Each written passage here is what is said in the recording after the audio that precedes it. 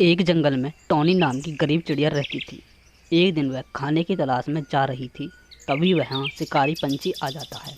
वह बोलता है, यहाँ तो शिकार की महक आ रही है, पर शिकार दिख नहीं रहा कि कहाँ है। मुझे थोड़ी आगे जाकर देखना चाहिए, कहीं शिकार यहाँ से गुजरा ना हो।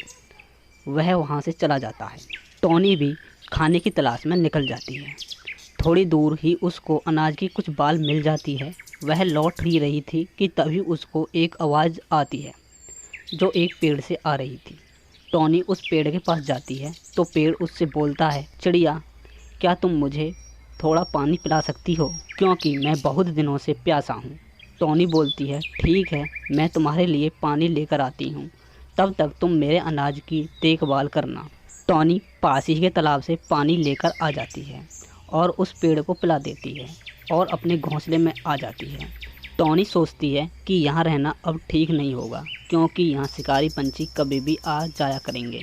मुझे कहीं अपने लिए घोंसला बनाना होगा। ऐसे ही कुछ दिन बीत जाते हैं। जंगल में बारिश का मौसम आने वाला था, इसीलिए सभी पंछी अपने अपने लिए नया घोंसला बना रहे थे। टॉनी भी अपने लिए दूसरी जगह घोंसला बना लेती है। एक दिन बारिश पड़ रही थी, तभी वहाँ एक शिकारी बाज आ जाता है। वह उस घोंसले को देखकर बोलता है कि यह घोंसला पहले तो नहीं था।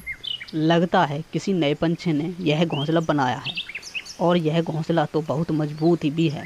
मेरे लिए यह घोंसला इस बारिश में ठीक रहेगा। वह टॉनी को घोंसले के पास से ज़ोर ज़ोर से आवाज़ लगाता है। टॉनी बाहर आ जाती है और उस शिकारी बाज को देखकर डर जाती है। टॉनी उससे बोलती है कि क्या हुआ, क्या बात है। बाज बोलता है, तुमने यह घोंसला किससे पूछकर बनाया? तुमको नहीं पता कि यह मेरा पेड़ है?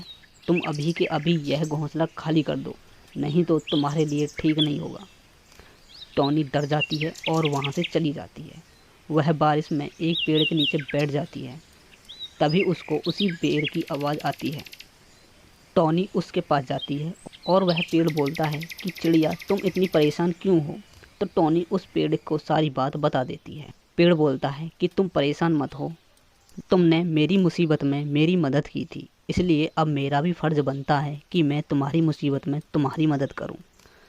वह पेड़ जादू से एक सुंदर सा घर बना देता है और टॉनी से बोलता है कि अब तुम जब तक तुम्हारा मन हो इस पर रह सकती हो। टॉनी भी अब उसी घर में रहने लगती है।